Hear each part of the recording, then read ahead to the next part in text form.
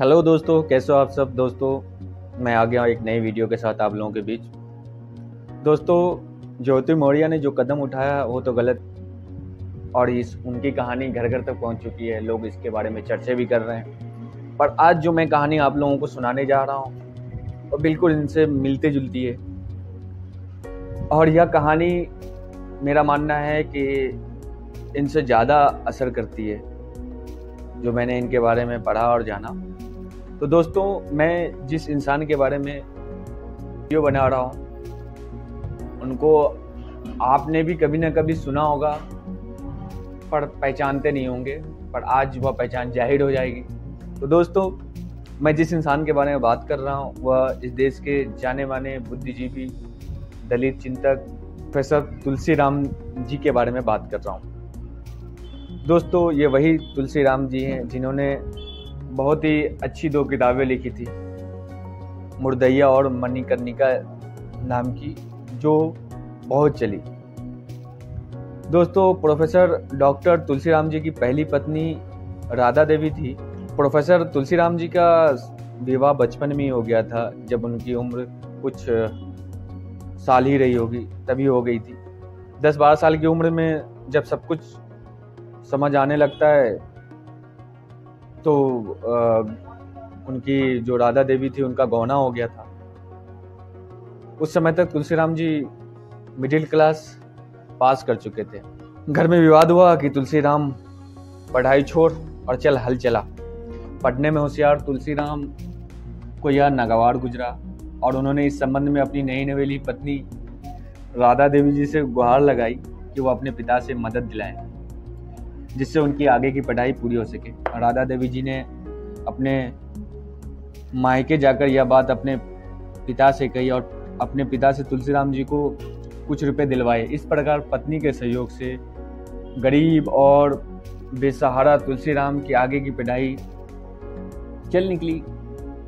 पति आगे चलकर अपने पैरों पर खड़ा हो जाएगा, उन्हें सुख सुविधा देगा, यह जवान राधा देवी ने अपने मन में सोच लिया था। पर उनको क्या पता था कि आगे चलकर वही तुलसीराम उन्हें धोखा देने वाला है। ससुराल के दिए हुए पैसे से आगे चलकर तुलसीराम को बनारस विश्वविद्यालय में एडमिशन हो गया। पिता और 5 भाइयों की दुलारी राधा देवी के पति का भविष्य उज्जवल हो, इसलिए राधा देवी जी के मायके से प्रत्येक महीने नियमित रूप से उनके लिए राशन कुछ पैसे भेज दिए जाते थे। ससुराल में सास ससुर, देवर जेठ और ननद जेठानियों की भली बुरी सुनती सहती अशिक्षित और भोली राधा देवी संघर्षों के बीच पति की पढ़ाई के साथ साथ अपने भविष्य के भी सुंदर सपने देखने लगी थी। उधर शहर और शहर की चकाचौंध की संगत में आए प्रोफेसर साहब का मन धीरे धीरे राधा देवी जी से हटने लगा था। गरीबी में गरीबों के सहारे पढ़ लिख कर आगे बढ़ने वाले तुलसीराम को अब अपना घर और पत्नी सब जाहिल नजर आने लगे। शहर की हवा खाए तुलसीराम का मन अंत में राधा जी से हट गया।